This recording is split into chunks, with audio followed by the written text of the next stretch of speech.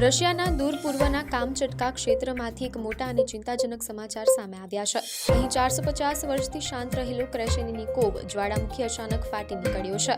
આ ઘટના એવા સમયે બની છે જ્યારે થોડા દિવસો પહેલા જ આજ પ્રદેશમાં 8.8ની તીવ્રતાનો અત્યાર સુધીનો સૌથી શક્તિશાળી ભૂકંપ નોંધાયો હતો।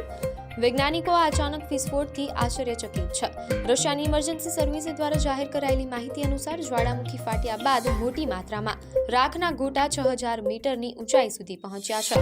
આ રાખ હાલ પૂર્વ તરફ પ્રશાંત મહાસાગર તરફ ફેલાઈ રહી છે અને સદભાગ્યે તેના માર્ગમાં કોઈ વસ્તીવાળા વિસ્તારો નથી। આ પરિસ્થિતિને ધ્યાનમાં રાખીને ઇમરજન્સી સર્વિસ દ્વારા જ્વાળામુખી માટે ઓરેન્જ ફ્લાઇટ જોખમ કોડ જારી કરવામાં આવ્યો છે, જેનો અર્થ છે કે આ જ્વાળામુખીના કારણે આ પ્રદેશમાં હવાઈ યાત્રાને અસર થઈ શકે છે। સ્થાનિક વહીવટીતંત્ર પરિસ્થિતિ પર સતત નજર રાખી રહ્યું છે અને આસપાસના લોકોને સતર્ક રહેવાની સલાહ આપી છે।